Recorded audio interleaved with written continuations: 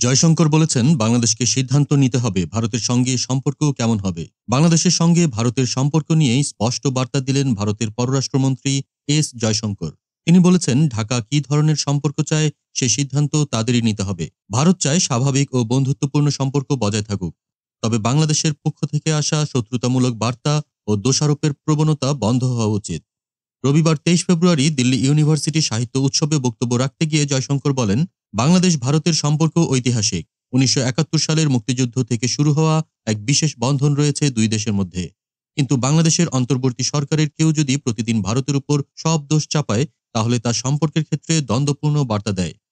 একদিকে বলা হচ্ছে বাংলাদেশ ভারতের সঙ্গে সুসম্পর্ক গড়ে তুলতে চায়, অন্যদিকে প্রতিদিন সকালে উঠে ভারতকে বিভিন্ন সমস্যার জন্য দায়ী করা হচ্ছে।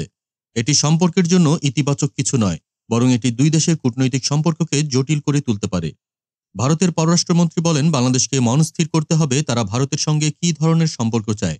ভারত চায় ঢাকা পরিস্থিতি শান্ত করুক এবং দুই দেশের মধ্যে স্বাভাবিক দ্বিপাক্ষিক সম্পর্ক বজায় থাকুক। তবে সীমান্তের ওপার থেকে আসা কিছু বার্তা ভারতকে অস্বস্তিতে ফেলছে। বিশেষ করে বাংলাদেশের অভ্যন্তরীণ রাজনৈতিক অস্থিরতার কারণে যেভাবে নয়াদিল্লিকে দায়ী করা হচ্ছে তা মোটেও গ্রহণযোগ্য নয়।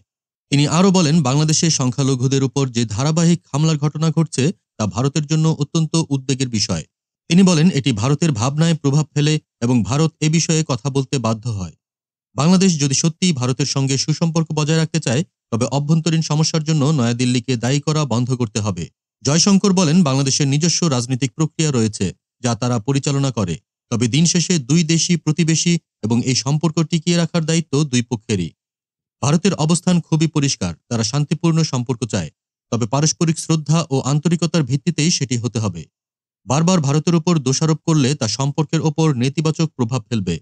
ভারতের পররাষ্ট্রমন্ত্রী বলেন, ভারত স্পষ্টভাবে চায় বাংলাদেশের পক্ষ থেকে আসা শত্রুতামূলক বার্তা ও সংকেত বন্ধ হোক।